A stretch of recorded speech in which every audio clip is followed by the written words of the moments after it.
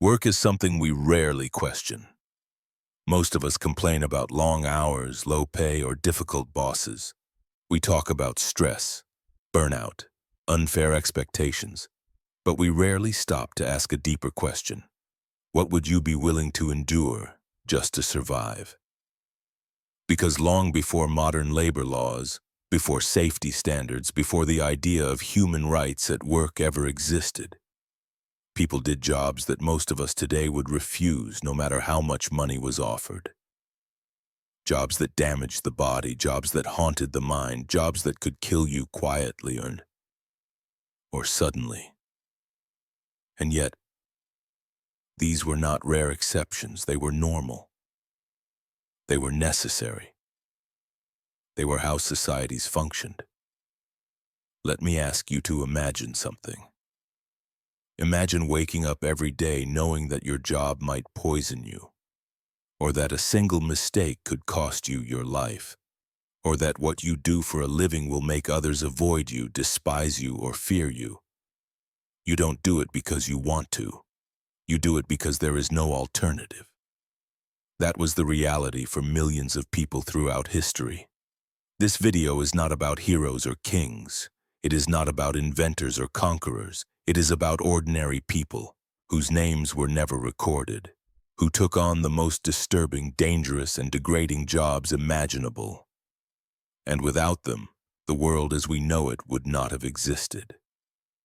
History often celebrates the powerful, but it runs on the backs of the invisible, the people who cleaned what others refused to touch, who handled death so others could live in comfort, who stood between danger and society quietly, anonymously.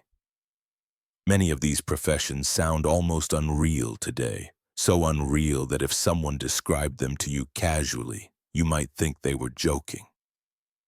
But they were paid jobs, they had schedules, they had wages, and people lined up to do them, not because they were brave, but because they were desperate. In a world without social safety nets, unemployment was not an inconvenience. It was a death sentence. So people accepted risks we can barely comprehend.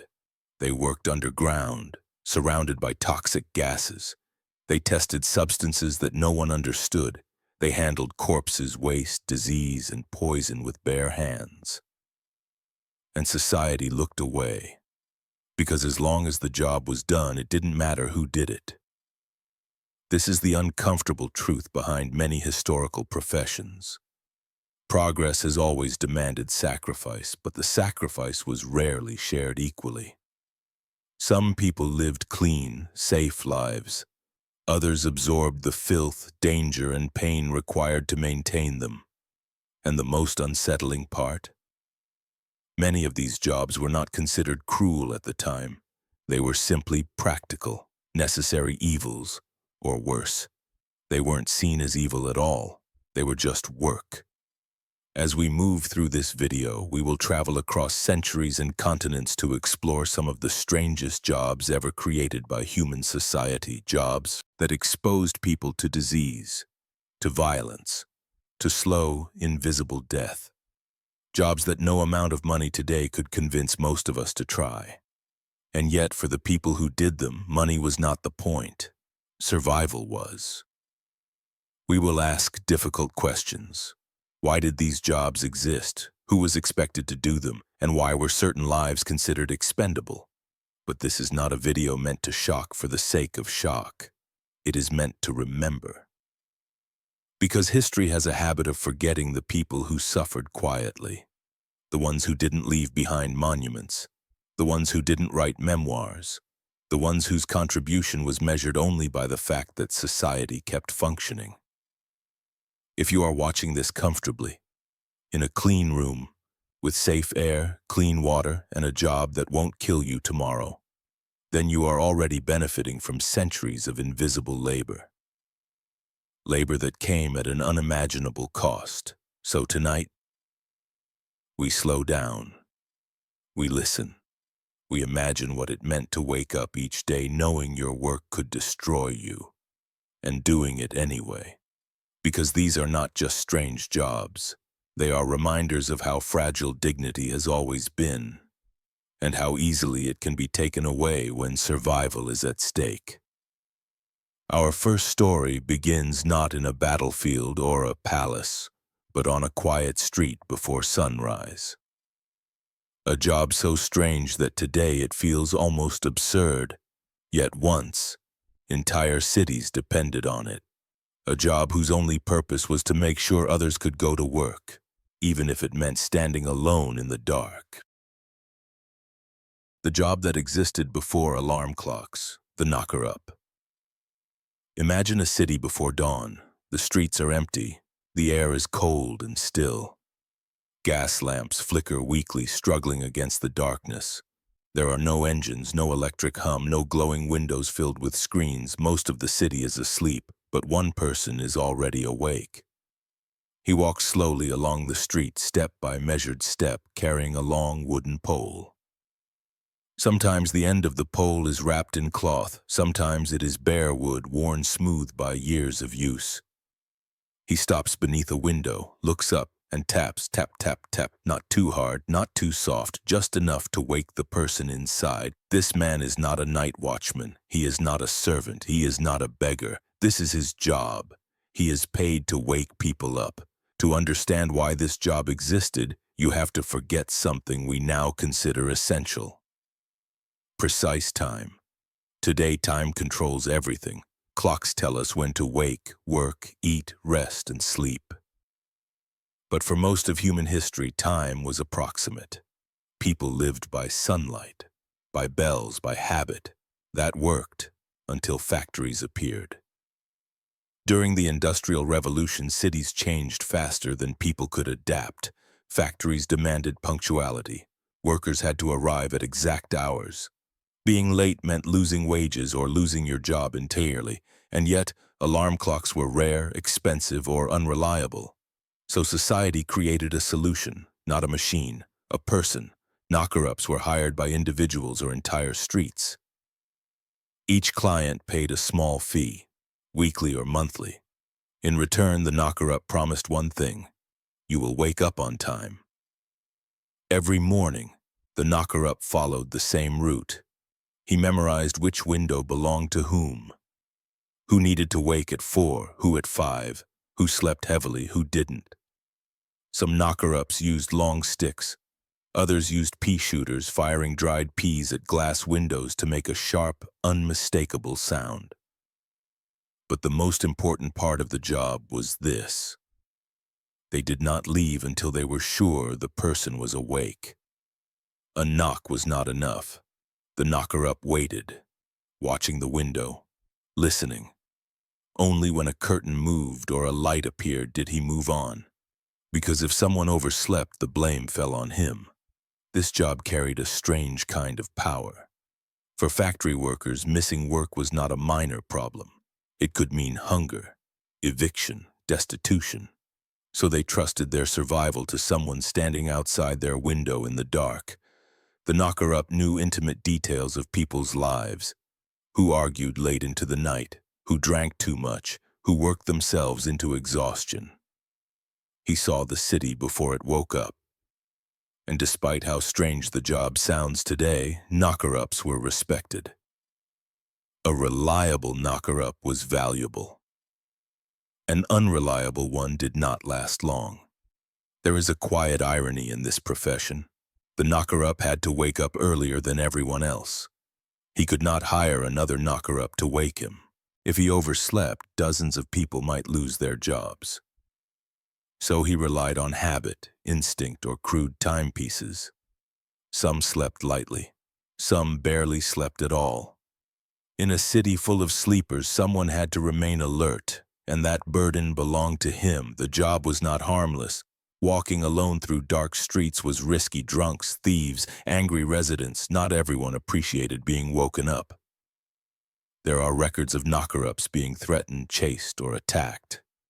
Sometimes they were blamed for things beyond their control. A worker oversleeping, a factory closing, a life unraveling. And yet they returned the next morning, because they needed the money too. As technology advanced, the end came quietly. Alarm clocks became cheaper. Electricity spread. Factories encouraged workers to buy clocks. The knocker-up slowly disappeared. There was no farewell, no ceremony, just fewer footsteps in the early morning darkness. A profession that once held cities together vanished without notice. Today, the idea of hiring someone to wake you up feels almost absurd, but for those who lived then, it made perfect sense. It was practical, it was necessary, and that is the lesson of this job. What feels ridiculous now was once essential. Not because people were foolish, but because they adapted with what they had. And this pattern repeats throughout history. Societies create jobs to solve problems. Some solutions are elegant, others are brutal. And often the cost is paid by people whose names are never remembered. The knocker-up did not invent machines, did not rule nations, but without him, thousands would not have made it to work, and as strange as this job seems, it is one of the gentlest on this list. Because the next profession we explore required people to risk their bodies directly, to swallow substances no one understood, and become living experiments. The people who were paid to be poisoned, human test subjects. Imagine being offered a job with one simple requirement. You must drink something, or swallow it, or let it be injected into your body. No one can tell you exactly what it will do. They only promise one thing: you will be paid. This is not an underground experiment. It is not a secret operation. This is legitimate work, and for centuries, thousands of people accepted it. Because hunger leaves little room for caution. Today, medical testing follows strict rules, consent forms, clinical trials, multiple phases of safety testing. But for most of history, none of that existed. Doctors wanted to understand the human body. Pharmacists wanted to sell remedies. Chemists wanted to test new substances, and there was only one reliable way to know if something worked. Try it on a human being. The problem was simple. No one with wealth or power volunteered, so the burden fell on those who had no choice. The people who took these jobs were rarely named. They were the poor, the desperate, the imprisoned, the socially invisible. Prisoners were especially vulnerable. In many eras, inmates were offered reduced sentences, better food, or small payments in exchange for participation. To refuse often meant harsher treatment. To accept meant becoming a living experiment. Others were day laborers with no stable income. When faced with starvation, risk became negotiable. Pain became acceptable. The substances varied wildly. New medicines, experimental chemicals, poisons in controlled doses, unproven treatments for diseases no one understood. Sometimes doctors tested how much poison a body could survive. Sometimes they tested how quickly a substance acted. Sometimes they simply observed what happened. Records describe vomiting, seizures, blindness, organ failure, in many cases death. And when death occurred, it was often written off as unfortunate, but informative. From a modern perspective, this feels horrifying. And it was, but at the time it was considered practical. Doctors believed knowledge justified the risk. After all, someone had to be tested. Better the poor than the powerful. Better prisoners than children of privilege. This logic was rarely questioned. And because the victims had little social standing, their suffering did not slow progress. In fact, it accelerated it. On paper, participation was voluntary. In reality, it rarely was. When your alternatives are starvation, imprisonment, or exposure to unknown substances, choice becomes a technicality. Many test subjects did not fully understand what they were being given. Scientific language obscured danger. Authority silenced doubt, and trust replaced information. Some experiments ended immediately. Others damaged bodies slowly. Subjects developed chronic illnesses, permanent disabilities, mental trauma. Most received no long-term care. Once the experiment ended, so did responsibility. Their bodies carried the consequences for the rest of their lives. If they survived, change came slowly, and only after repeated abuse, scandals, public outrage, journalists exposing cruelty. Gradually, society began to question whether progress justified such suffering. Ethical frameworks emerged. Consent became meaningful. Protections were introduced, but these safeguards were written in response to pain. They were paid for in blood. Modern medicine owes much to early experimentation, but it also carries a debt to the people who suffered quietly, who risked their bodies so others could live safer lives. Their names are rarely remembered, their stories are rarely told, but their pain shaped the world we now benefit from. And as disturbing as this profession was, it was not the only job built around death. Because next we will explore a profession that operated under cover of darkness, a job that required digging up the dead so the living could learn. The men who stole the dead, resurrection men. Imagine a cemetery at night. The city is quiet, the air is damp and cold. Moonlight barely reaches the ground through twisted branches. This is not a place for the living, and yet figures move between the graves. They work quickly, silently, with practiced hands. They are not mourners. They are not priests. They are here to steal the dead. By the late 18th and early 19th centuries, medicine faced a serious problem. Doctors needed to understand the human body. Anatomy was becoming essential to progress. Surgeons needed practice, but there were not enough bodies. In many countries, the law allowed only executed criminals to be dissected, and executions were rare. Medical schools multiplied, students increased, bodies did not. And when demand exceeds supply, a market appears, even if that market is illegal.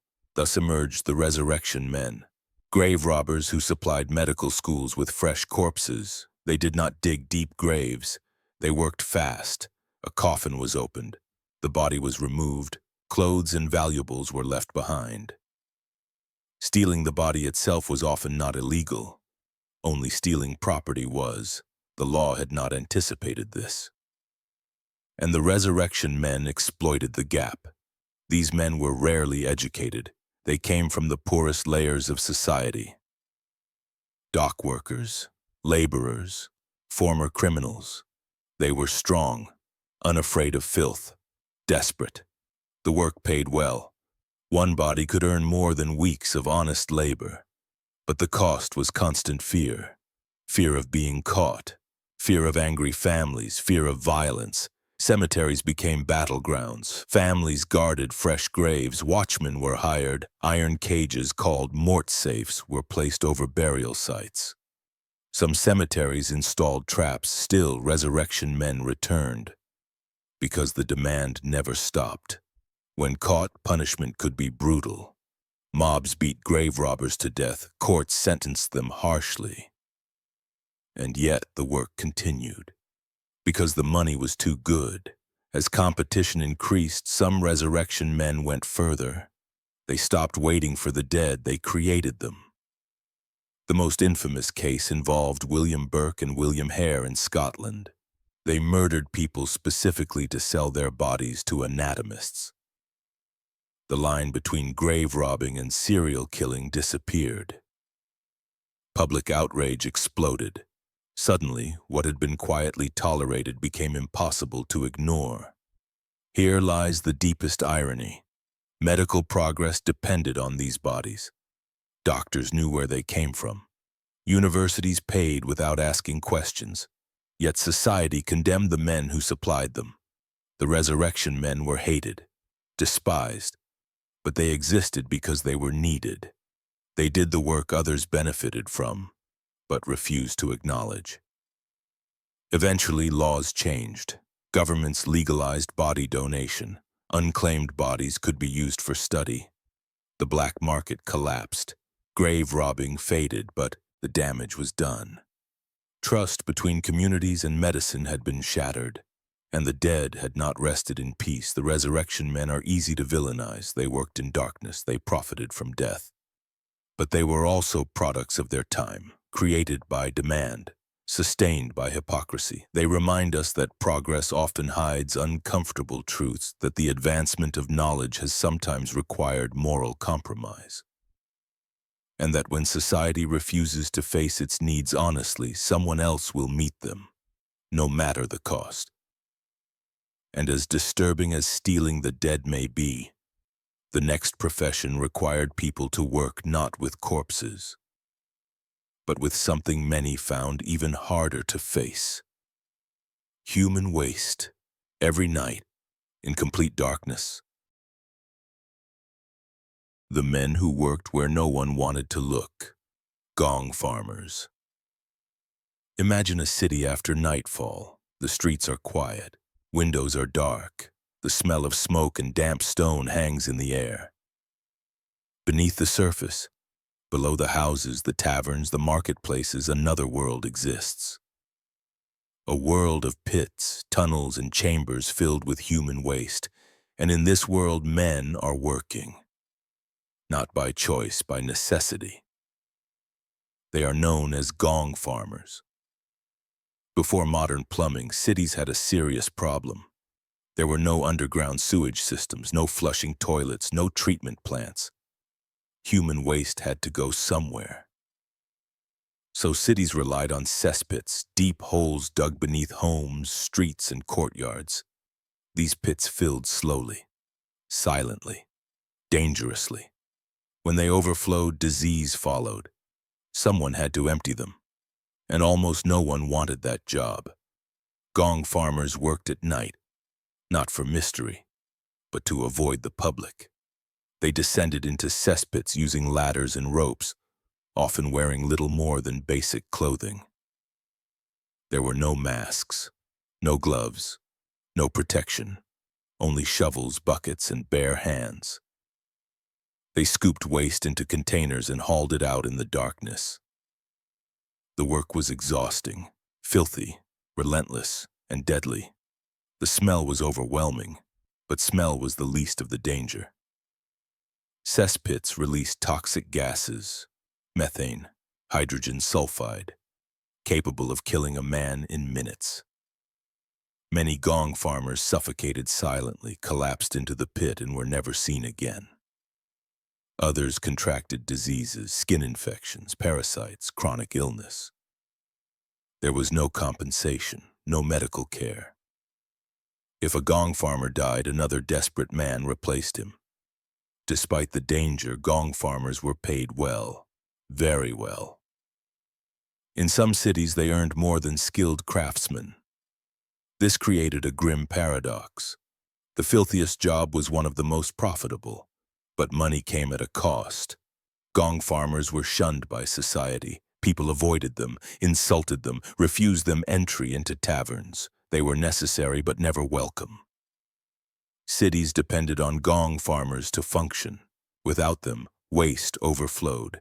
Disease spread, plagues erupted, yet their work was invisible by design. Done at night, out of sight.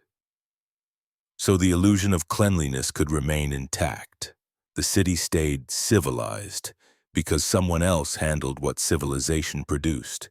In some cases, gong farming became hereditary. Sons followed fathers, not out of pride, but because stigma closed other doors. Once marked by this work, escape was difficult. You were defined by what you touched. The profession faded with the rise of modern sewage systems. Pipes replaced pits, water carried waste away. Gong farmers disappeared quietly. No monuments were built. No thanks were given. Their contribution vanished beneath concrete and infrastructure. The gong farmer's job forces us to confront an uncomfortable truth. Every society produces waste, physical, moral, human, and someone must deal with it. Throughout history, that burden has fallen on those with the least power. People who worked in darkness so others could live in comfort. We enjoy clean cities today because countless unnamed workers endured filth and danger before us. And yet, the gong farmer's suffering rarely enters the history books. because it is easier to forget what disgusts us. But as grim as this profession was, there were others who faced danger not from waste, but from creatures that carried death on their backs. Because next we will explore a job that put people face to face with one of humanity's oldest enemies: rats. The people who fought death on four legs, professional rat catchers. Imagine a city gripped by fear, not fear of armies, not fear of fire, but fear of something smaller, something that lives in the walls, in the sewers, in the shadows beneath the streets. Rats. They scurry unseen by day and emerge at night, gnawing, breeding, spreading disease, and in times of plague, they become symbols of death itself.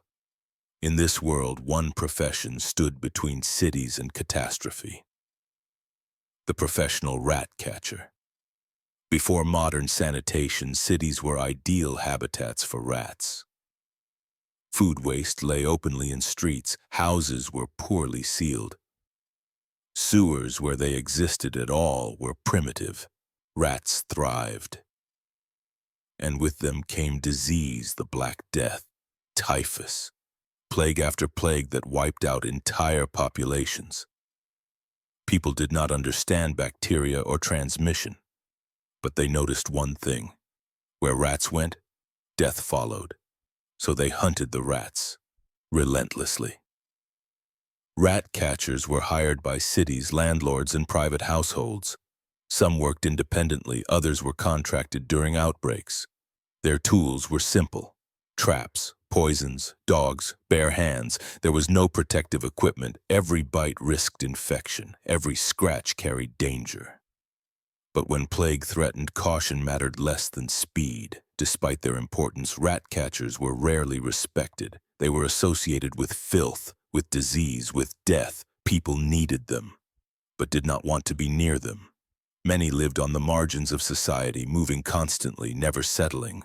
They were tolerated only as long as rats remained a threat. Rats were clever. They learned to avoid traps. They adapted. Rat catchers followed them into basements, sewers, and abandoned buildings. They worked at night, in darkness, surrounded by scratching sounds and sudden movement. The psychological toll was heavy: constant vigilance, constant disgust, constant danger, and yet they kept going. Because when rat numbers dropped, so did disease, even if no one thanked them. Over time, science caught up. Better sanitation, improved waste management, public health measures. Rats lost their dominance, and rat catching slowly transformed from life-saving necessity to pest control. The danger diminished. The profession survived, but the fear faded. The professional rat catcher stood at the front line of humanity's war against disease, without understanding the enemy, without protection, and without recognition. They fought death daily, armed with nothing but tools and nerve. And their story reminds us that sometimes the most important jobs are the ones society would rather forget. Because as long as someone else handles the danger, it is easy to pretend it does not exist. But danger never disappears. It only changes form. And next we will look at a profession that existed not to protect people, but to protect power itself.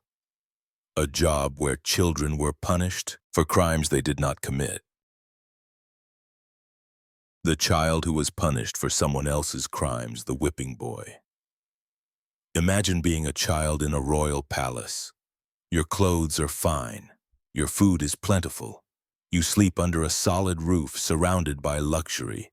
From the outside, your life looks fortunate. But every day you wake with a quiet dread, because when the prince misbehaves, you are the one who will be punished. Not him, you.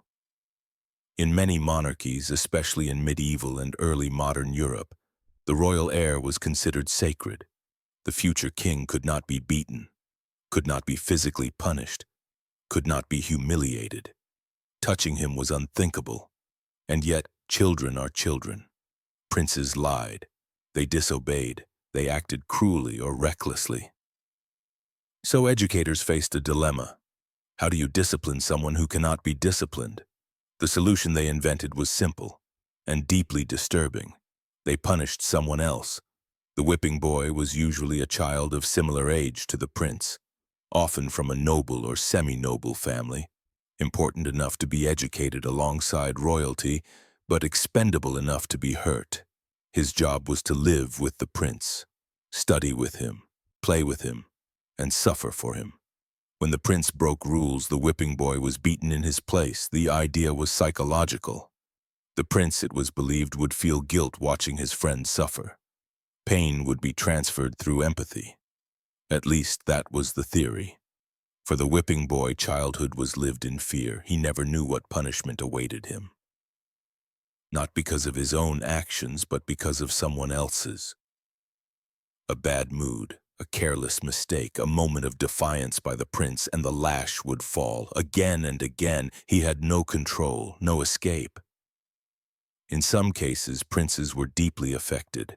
They begged to behave better. They pleaded with tutors to stop the punishment. But in other cases, the system failed completely. Some princes became indifferent, others became cruel. Watching pain without consequence can harden the heart, and for the whipping boy there was no lesson. Only trauma. Historical records rarely describe what happened to whipping boys later in life. Their pain was not documented. They did not write memoirs. They did not receive compensation. They were tools, instruments of discipline. Once their purpose ended, they faded from record. But modern psychology gives us clues. Living under constant threat, being punished unfairly, lacking agency. These experiences leave deep scars, scars that do not heal easily. Why would parents allow their child to become a whipping boy? Because proximity to power offered opportunity, education, connections, status. For poor or lesser noble families, this role could mean survival or advancement. The risk was terrible, but in rigid societies, choice was limited. The end of the whipping boy. As ideas about childhood, psychology, and justice evolved, the practice faded. Gradually, societies accepted that authority did not require cruelty. That punishment by proxy was unjust, but the whipping boy disappeared quietly, without apology, without acknowledgement, another strange profession erased by progress. The whipping boy represents one of the clearest examples of how power distorts morality. Pain was redirected downward, responsibility was avoided upward, and a child paid the price. This profession forces us to confront an uncomfortable truth. When systems protect the powerful at all costs, innocent people suffer. And they suffer invisibly. As disturbing as this role was, there were professions that damaged not just the mind, but slowly destroyed the body itself. Because next, we will explore a job where people inhaled poison daily, and society didn't notice until it was too late. The job that slowly drove people mad, the hatters and mercury poisoning. Imagine a small workshop on a narrow street. The windows are shut tight, the air inside is thick and warm. Steam rises from metal vats filled with liquid. Men bend over their work for hours, their hands moving with careful precision.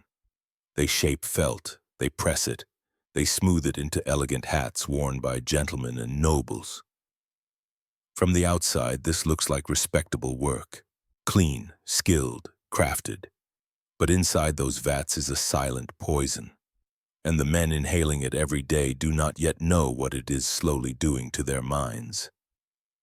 For centuries, hats were symbols of status. A well-made hat signaled wealth, refinement, and respectability. Demand was constant. Fashion changed, but hats remained essential. To meet this demand, hatters relied on a chemical process. They treated animal fur, usually rabbit or beaver, with mercury nitrate. This made the fur easier to shape into felt. It worked beautifully. And it was deadly. When heated, mercury nitrate released toxic fumes. Hatters breathed them in daily. There were no masks, no ventilation, no warnings. The symptoms appeared slowly. At first, nothing seemed wrong. Then hands began to shake. Voices trembled. Memory faded. Over time, behavior changed. Irritability, depression, anxiety, hallucinations. Hatters developed slurred speech, uncontrollable movements, paranoia. They were losing their minds, one breath at a time. Mad as a hatter. People noticed. Hatters were known to be unstable, erratic, unpredictable, and so a phrase entered common language, mad as a hatter. It was said casually, even humorously. Few understood it was describing the effects of chronic mercury poisoning. Society laughed, while workers suffered. Mercury poisoning did not usually kill quickly. It destroyed people gradually. Hatters struggled to work. They lost income. They lost social standing. Many ended their lives in poverty or institutions. Their condition was seen as personal weakness, not occupational disease. No one connected the madness to the workshop, at least not for a long time. Why didn't the industry stop? Because the method worked. Because alternatives were slower or more expensive. Because the victims had little power. Hatters were replaceable. If one broke down, another took his place. The hats kept coming. The profits remained. It was not until the 19th century that doctors began to understand the connection. Mercury was identified as the cause. Eventually, safer methods replaced it. Regulations followed. But by then, generations had already paid the price. The phrase remained. The suffering was forgotten. The story of the Hatters reminds us how easily harm can be normalized. When damage is slow, when victims are poor, when profit is involved, suffering becomes invisible. It also reminds us that many common phrases carry hidden histories of pain. We repeat them without knowing who paid for their meaning. And as disturbing as mercury poisoning was, some professions face danger in a single moment, where one meal could mean death. Because next we will explore a job that required someone to taste food for kings and queens, knowing that poison was always a possibility. The job where every meal could be your last, the royal food taster. Imagine standing at a long table inside a royal palace. The room is quiet, servants move carefully, almost silently. Silver plates are arranged with precision. The food looks exquisite. Roasted meats, fresh bread, rich sauces prepared by the finest cooks in the kingdom. But before the king eats, someone else must take the first bite. That person is you. And everyone in the room knows what that means. For much of history, poison was the weapon of choice in royal courts. It was discreet, difficult to trace, perfect for intrigue. Kings, queens, and nobles lived in constant fear of betrayal. Enemies did not always come with swords, they came with meals, so monarchs created a solution. They hired someone whose job was to eat first. Royal food tasters were often chosen carefully. They needed to be trusted, loyal, politically insignificant. Some were servants, others were minor nobles whose lives were considered expendable. Their duty was simple: taste every dish, every drink, every ingredient, then wait. If nothing happened, the food was declared safe. If something did happen, the danger was no longer hypothetical. The most terrifying part of this job was not the act of tasting. It was the waiting. Poison did not always act immediately. A taster might swallow a bite, then stand silently as minutes passed. Eyes watched them closely, a cough, a tremor, a change in color. Any sign could mean death was approaching. And if nothing happened, the taster returned the next day to do it again. Poisons were not always quick. Some caused violent pain, others caused paralysis. Some took hours. A food taster might know they were dying long before death arrived. And there was no treatment. The role required calm in the face of certainty. A kind of courage rarely celebrated. Why would anyone accept this role? Because it offered rare privileges, stable income, protection within the palace, access to power. For some, it was the safest position they could hope for, ironically by risking their lives daily. And some tasters survived for years. Luck played a role. So did politics. Not every meal was poisoned, just enough to keep fear alive. Food tasters were not foolproof. Some poisons acted too slowly, others were designed to affect only the king, and sometimes the taster and the monarch died together. The job offered reassurance, not certainty. But reassurance was enough. Fear needed ritual. As science advanced, the role faded. Chemical testing replaced human bodies. Court politics changed. Assassination methods evolved. Food tasters became symbolic figures of the past, another profession erased by progress. The royal food taster lived with the knowledge that loyalty might cost their life. They were shields made of flesh, human insurance policies, and their story reminds us how fear shapes power. When those at the top are afraid, others are placed in harm's way, not because they deserve it, but because they can be replaced. And as terrifying as this profession was, it still offered proximity to luxury and protection. The next job we explore offered none of that. It involved guarding the dead, alone at night, to protect bodies from those who would steal them. The ones who guarded the dead, corpse watchers. Imagine a quiet graveyard at night. The city has gone to sleep. The wind moves slowly through bare branches. Moonlight falls unevenly across rows of fresh graves. This is a place meant for rest, and yet someone is awake. Sitting beside a newly buried body, alone, listening, not for ghosts but for footsteps, and in the 18th and early 19th centuries, being buried did not guarantee peace, as you've already seen. Medical schools desperately needed bodies. Grave robbers, resurrection men worked night after night stealing the newly dead. Families knew this, and fear spread quickly. The idea that a loved one's body could be stolen, dissected, and sold was unbearable, so families turned to the only solution they had. They hired someone to stay with the dead. Corpse watchers were paid to guard graves, usually for the first few nights after burial. This was the most dangerous time. The soil was loose, the body was fresh, the risk was highest. The watcher's job was simple in theory: stay awake, watch the grave, raise the alarm if anyone approached. In practice, it was anything but simple. Corpse watchers worked at night, always at night. They sat in graveyards, churchyards, or private burial plots. Often completely alone.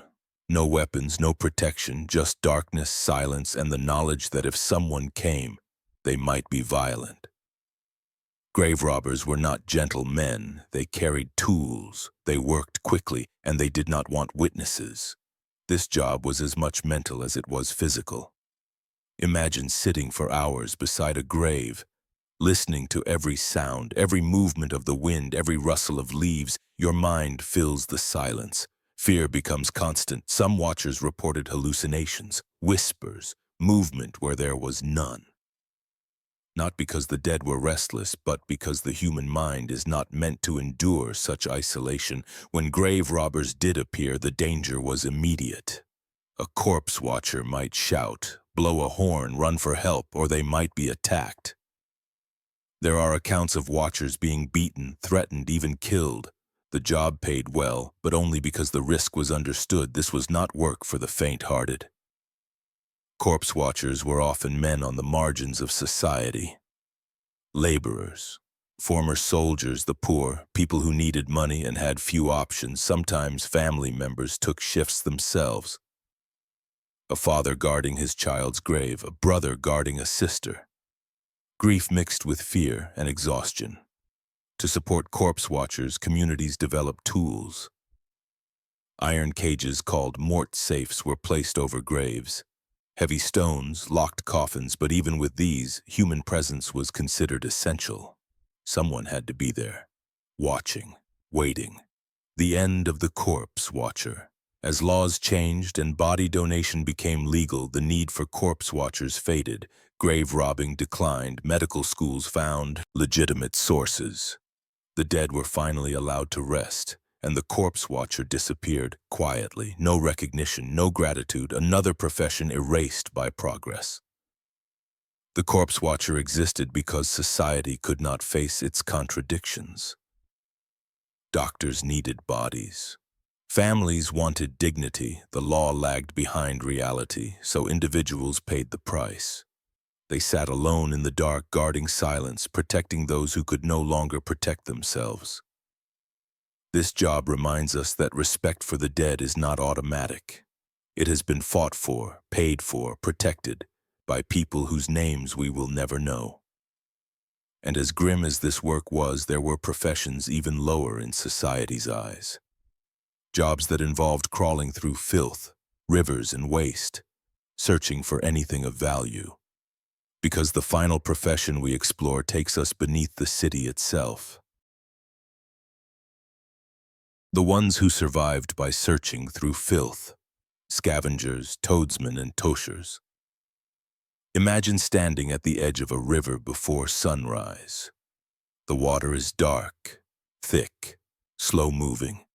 It carries more than reflections. It carries waste, discarded objects, dead animals, and the runoff of an entire city. Now imagine climbing down into it, not to bathe, not to fish, but to search for anything at all that might be worth selling.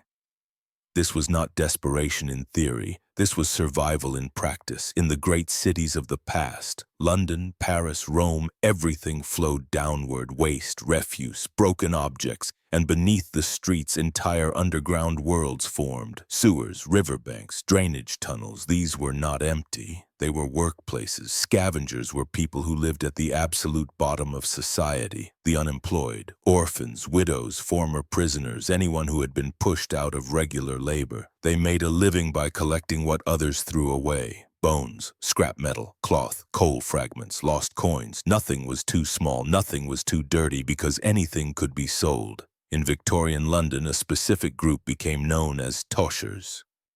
They worked in the sewers, at night, by candlelight, wading through human waste and runoff, searching for valuables flushed or washed away. They carried long poles and nets. They moved carefully. One wrong step could mean drowning, or suffocation, or disease. The air itself was dangerous. Toxic gases built up in tunnels. Some toshers collapsed without warning. Others never returned. This job destroyed the body. Infections were constant. Cuts became deadly. Skin diseases spread. Rats bit. Sharp metal tore flesh. And there was no medical care. If a scavenger became too sick to work, they simply disappeared, replaced by someone else. Scavengers were not just poor. They were invisible. People avoided them, ignored them, pretended they did not exist, yet cities depended on them. They removed waste, recycled materials, reduced filth. They did the work no one acknowledged. Why did they keep going? Because scavenging required no permission, no employer, no references, just willingness. When all doors were closed, the gutter remained open, and so people adapted. They built lives in places others feared. As cities modernized, scavenging declined. Sanitation improved. Recycling systems emerged. Public services expanded, but poverty never disappeared. The form changed. The desperation remained. Scavengers remind us of a truth history rarely states clearly. No society is clean. Cleanliness is outsourced. Someone always handles what others refuse to see. And when systems fail, people fall through the cracks and find ways to survive anyway, sometimes beneath our feet, sometimes in the dark. As we reach the end of this journey through history's strangest professions, a pattern becomes clear.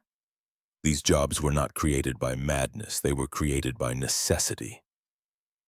Every one of them existed because society needed something done and was willing to sacrifice certain people to get it done. The poor, the powerless, the forgotten.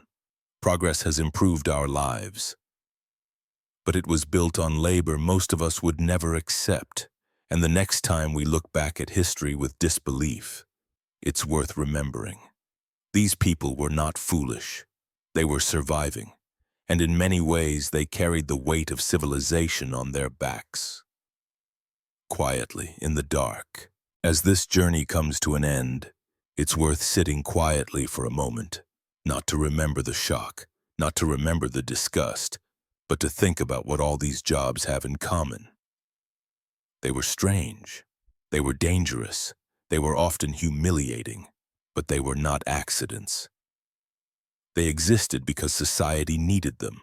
Every one of these professions, see, from the man who woke others before dawn to the child punished for a prince's mistakes, to the workers who crawled through waste and darkness, was a solution, a human solution to a human problem.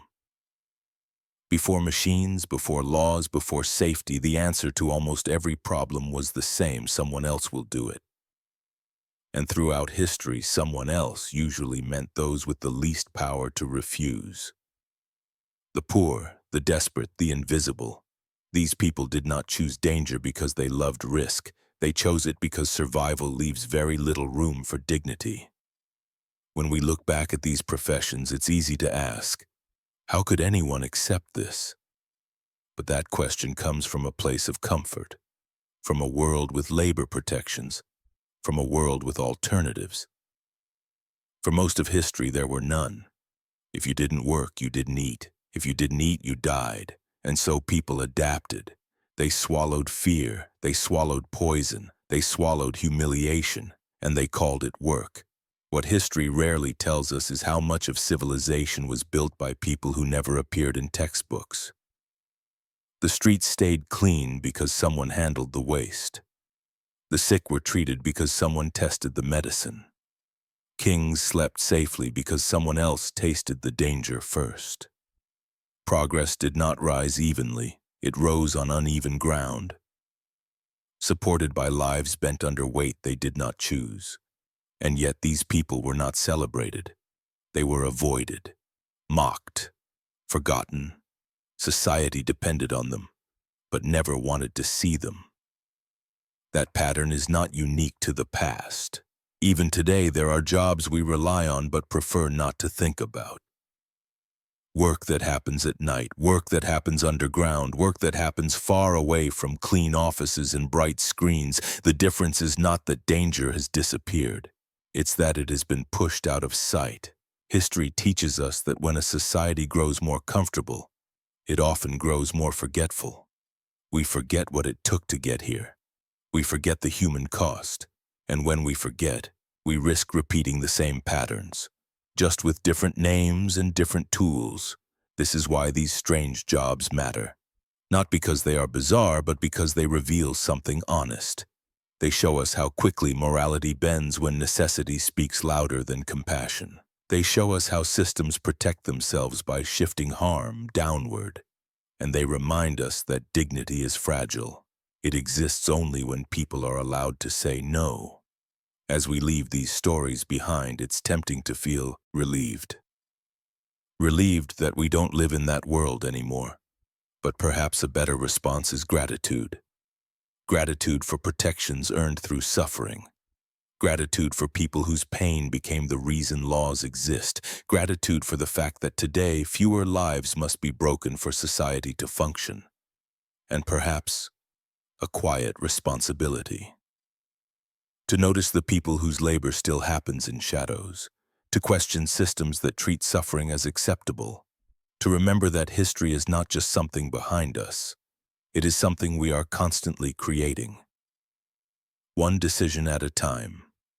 If these stories stayed with you, if they made you uncomfortable, if they made you see the past and the present a little differently, then they have done what history is meant to do, not entertain, but awaken. Thank you for taking this journey. Thank you for listening patiently, for slowing down, for giving forgotten lives the space they were never given in their own time.